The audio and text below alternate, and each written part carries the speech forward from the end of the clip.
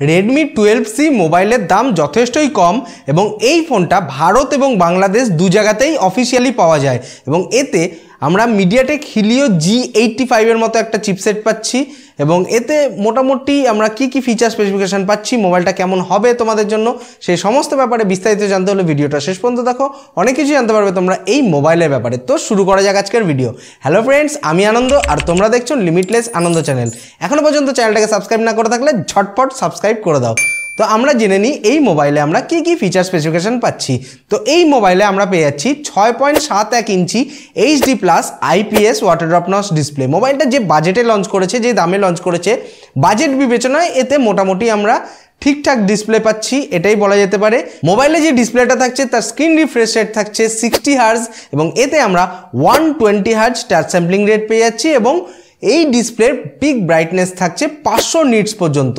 মানে মোবাইলের ডিসপ্লের ভিজিবিলিটিতে সেরকম একটা অসুবিধা হবে না তোমাদের। মোবাইলের বিল্ড কোয়ালিটির দিকে যদি আসি, এই ফোনের ব্যাক প্যানেলে আমরা প্লাস্টিক ব্যাক পাচ্ছি এবং এই ফোনে আমরা IP52 স্প্ল্যাশ প্রুফ ডিজাইন পেয়ে যাচ্ছি।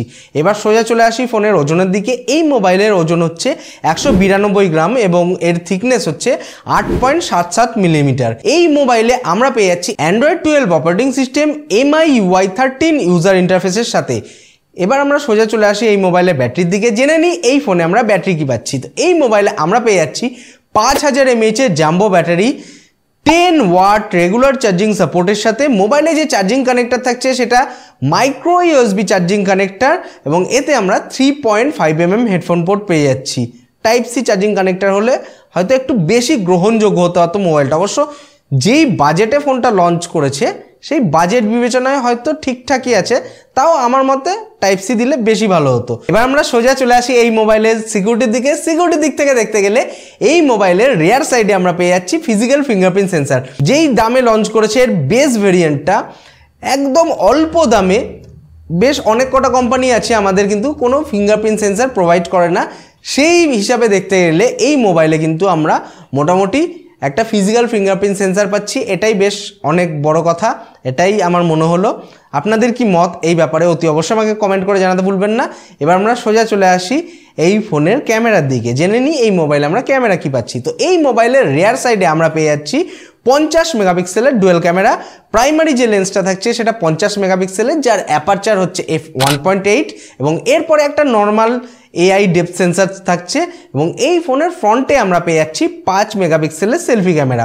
বাজেট বিবেচনায় ক্যামেরাটা মোটামুটি দেওয়ার জন্য দেওয়া হয়েছে, সেই হিসাবে যে বিশাল আহামরি কিছু পাওয়া যাবে এরকম ব্যাপার না।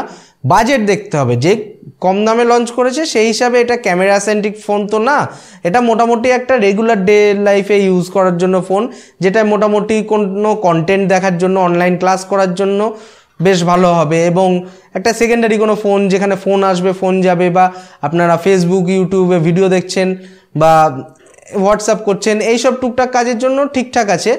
আপনারা যদি ভাবেন যে এতে খুব বেশি ফটোগ্রাফি করবেন তাহলে বাজেটটা একটু আপ করতে হবে এবং অন্য মোবাইলের দিকে গেলেই বেশি ভালো হবে।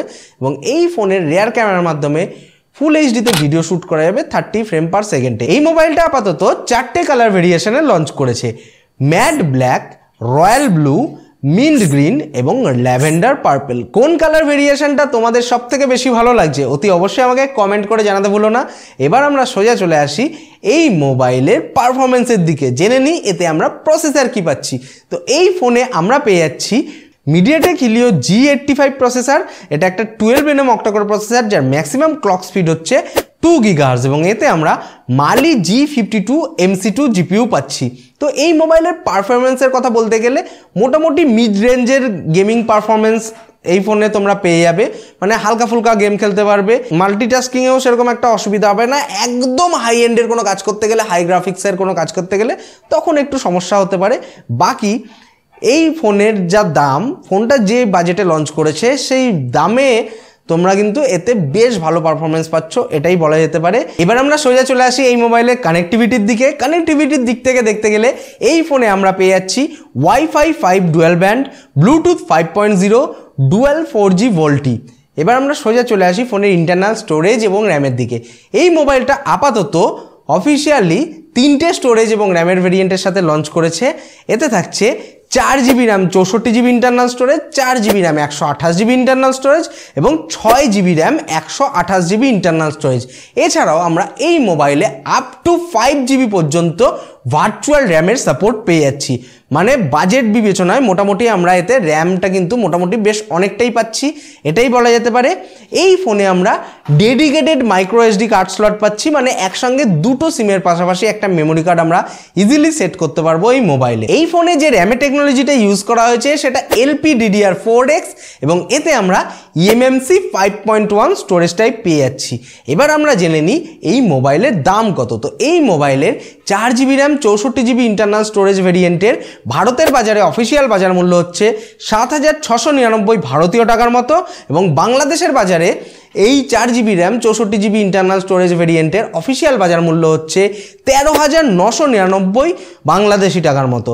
এই ফোনের 4GB RAM 128GB internal storage ভেরিয়েন্টের ভারতের বাজারে অফিসিয়াল বাজার মূল্য হচ্ছে 9,299 ভারতীয় টাকার মতো এবং এই ফোনের 4GB RAM 128GB internal storage ভেরিয়েন্টের বাংলাদেশের বাজারে অফিসিয়াল বাজার মূল্য হচ্ছে 14,999 বাংলাদেশি টাকার মতো এবং এই ফোনের 6GB RAM 128GB internal storage ভেরিয়েন্টের ভারতের বাজারে অফিসিয়াল বাজার মূল্য হচ্ছে 10,299 ভারতীয় টাকার মতো এবং এই ফোনের 6GB RAM 128GB internal storage আলা ভেরিয়েন্টের বাংলাদেশের বাজারে অফিসিয়াল বাজার মূল্য হচ্ছে 15,999 বাংলাদেশি টাকার মতো। তো এই মোবাইলটার ব্যাপারে তোমাদের কি ধারণা, তোমাদের কি মতামত অতি অবশ্যই আমাকে কমেন্ট করে জানাতে ভুলো না।